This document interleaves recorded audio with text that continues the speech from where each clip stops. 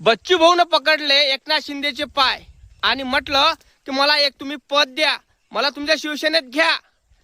आणि बच्चू भाऊ पदासाठी लाचार झाले आणि शिवसेनेत घुसले असे काही लोक कमेंट करून राहिले, बोलून राहिले. त्या लोकांना माझं एकच म्हणणं आहे की बच्चूभाऊ कडू हे शिवसेनेत का गेले असेल?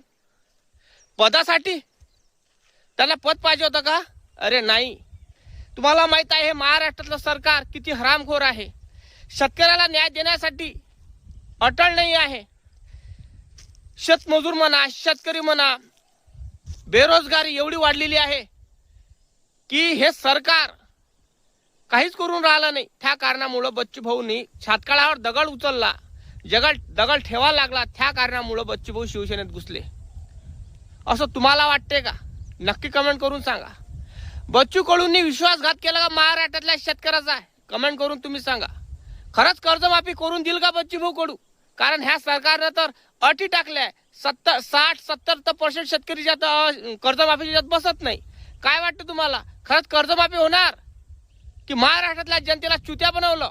महाराष्ट्रातल्या जनतेचा वापर करून बच्चू भाऊ कडूंनी सत्ता हासिल केली का? काय वाटते? नक्की कमेंट करून तुम्हीच सांगा. फॉलो करा.